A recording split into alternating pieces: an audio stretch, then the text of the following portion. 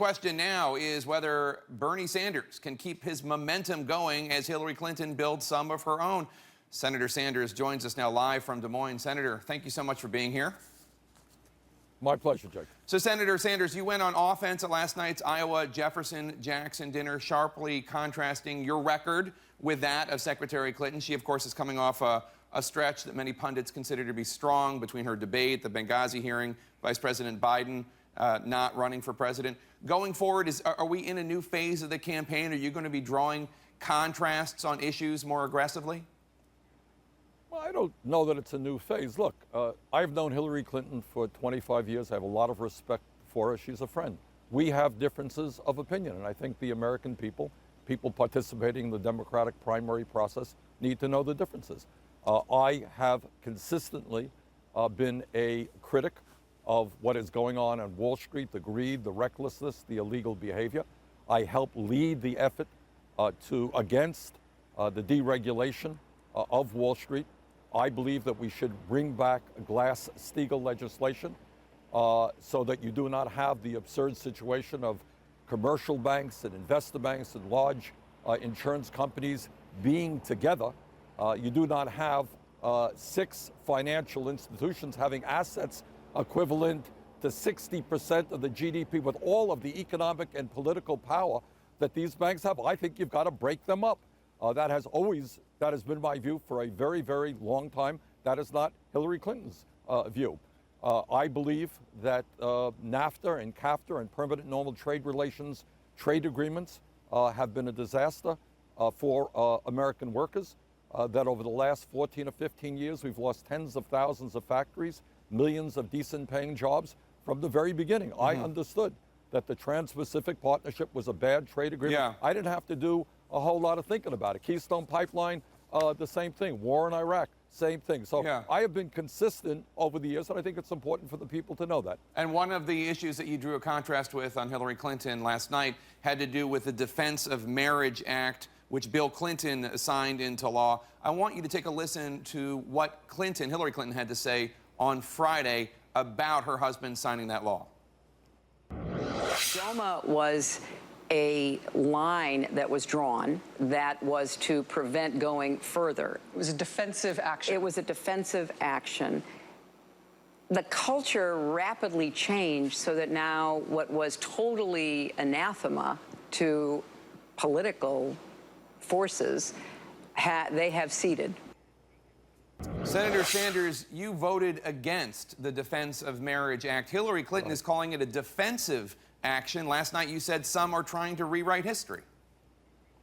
Well, I think the history on that is pretty clear. The Republicans came into Congress. Many of them, I'm sorry to have to say, were homophobic. They saw it as a good political issue.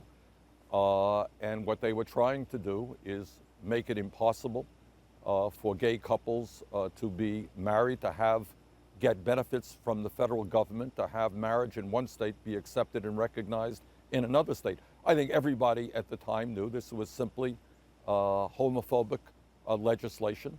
And I have to tell you something, Jake. You know, the vote that I cast, the vote on that was just overwhelmingly for DOMA, because I think a lot of members of Congress were nervous about going home.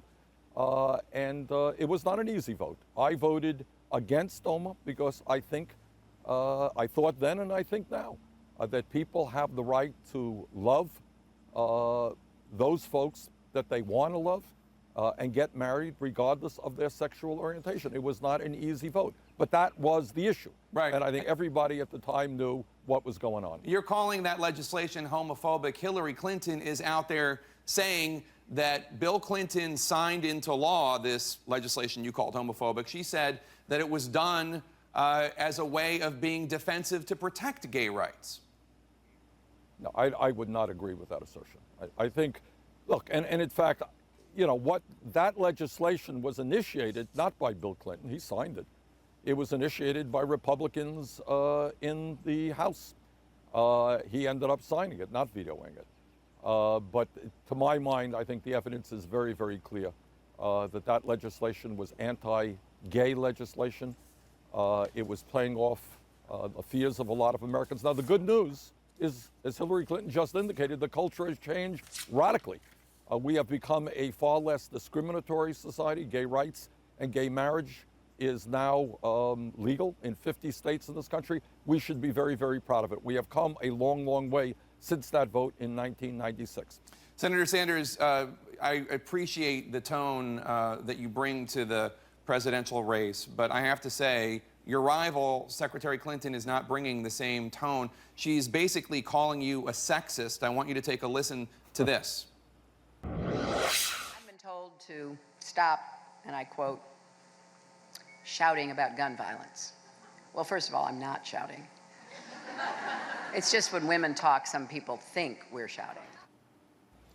You're the one she's quoting, Senator Sanders. She is suggesting in public that you have a problem with women speaking out.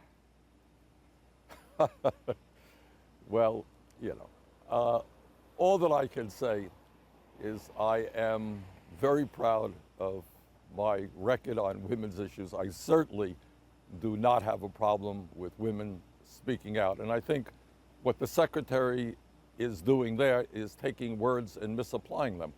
What I was saying is if we are going to make some progress on dealing with these horrific massacres that we're seeing, is that people have got to start all over this country talking to each other. It was not Hillary Clinton. You have some people who are shouting at other people all across this country. You know that. This nation is divided on this issue. What I have said is I think there is a consensus out there that talks about banning assault weapons, that talks about expanding instant background checks, that talks about doing away with the gun show loophole, making sure that this straw man situation becomes federal law, and we make sure that guns do not get into the hands of people who should not have them, that we deal with the mental health crisis. What I was talking about very clearly is that all across this country, you got people shouting at each other. Right, but she's suggesting that you're saying that she's shouting and that you, when you hear a woman talking, you think that they're shouting. Yeah. Well, what can I say? That's just not the case. That's wrong. I want to turn to another issue that came up at the Democratic debate. You were the chairman you were the chairman of the Senate Veterans Affairs Committee. Following the debate, you were criticized by Paul Rieckhoff. He's the founder and CEO of the Iraq and Afghanistan Veterans of America. He told CNN, quote, "For far too long, Senator Sanders was apologizing for the VA. He was refusing to acknowledge the severity of the crisis. He was positioning it as a smaller issue than it was while veterans were dying, waiting for care." I wanted to give you an opportunity to respond. Well, let me just say this. I am very proud that when I was chairman of the Senate Veterans Committee, I received the highest awards from the American Legion and the highest award from the Veterans Foreign Wars, VFW. And I received those awards because they knew that I was doing everything that I could to protect veterans' rights, to do everything that I could to make sure that every veteran in this country got the health care and the benefits that they needed in a timely manner. You know, there's politics in the Veterans Committee, in the veterans world as well. And, I'm not saying that every veterans organization is 100% supportive, but I work very closely with all of the major veterans organizations, not only the American Legion, the VFW, Disabled American Veterans, Vietnam Vets, all of the veterans organizations. And what we ended up doing in a bipartisan manner, I work with people like John McCain in the Senate, Jeff Miller over in the House, Republicans, to put together the most comprehensive veterans health care legislation in the modern history of this country, which in fact is improving health care for our veterans and making sure that they get it in a timely manner. Thank you so much, Senator Sanders. We appreciate it. We hope to see you out there on the campaign trail.